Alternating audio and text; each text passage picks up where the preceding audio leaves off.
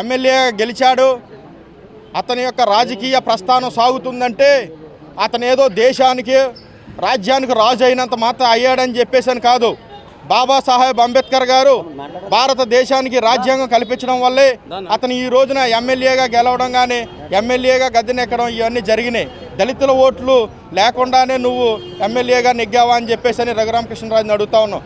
అంత విచక్షణారహితంగా పక్కన ఉన్నటువంటి ఫ్లెక్స్ని నువ్వు తొలగించడం చాలా అన్యాయం, అమానుషం. నువ్వు ఏదైతే రాజునని చెప్పుకుంటా ఉన్నావో, నువ్వు మా దేవుడైనటువంటి అంబేద్కర్ గారి అందరి దేవుడు ఆయన, ఒక దళితులకే కాదు నీకు దేవుడే. అలాంటి దేవుడిని విస్మరించి నువ్వు ఆ ఫ్లెక్సీని తొలగించావంటే నీ యొక్క పుట్టకను కూడా మేము అనుమానించే పరిస్థితుల్లో నెలకొనడం ఉన్నాయి. నువ్వు ఏ రాజ్యానికి రాజు అయ్యామని చెప్పి నీ పేరు పక్కన రాజు పెట్టుకున్నావు. నువ్వు మా దేవుడు అంబేద్కర్ ఫ్లెక్స్ని తీసావు కాబట్టి అసలు మీ రాజులకు పుట్టక ఏ రాజ్యానికి రాజు కాబట్టి నీ పేరు పక్కన రాజు పెట్టుకున్నావు. ఖబర్దార్, ఒళ్ళు దగ్గర పెట్టుకో రఘురామరాజు. నీకు డబ్బు కొవ్వు ఎక్కి కొట్టుకుంటున్నావు.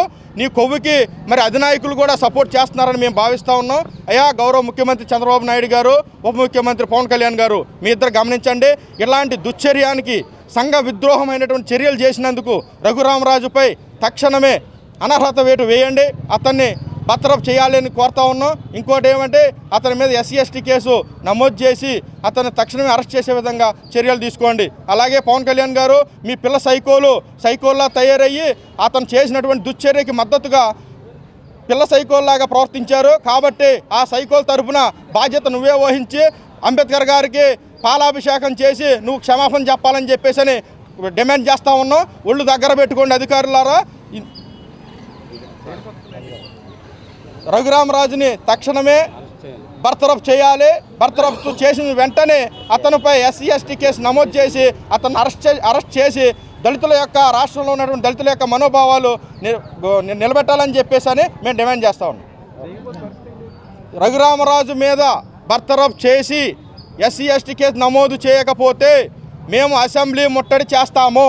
అసెంబ్లీ ముట్టడి చేసి దళితులతో పెట్టుకుంటే ఏ యొక్క ముఖ్యమంత్రి కూడా సక్రమమైన పాలన చేసింది లేదు. నువ్వు అర్జెంటుగా గద్దె దిగడం ఖాయమని చెప్పేసి గౌరవ చంద్రబాబు నాయుడు గారికి హెచ్చరిస్తాను.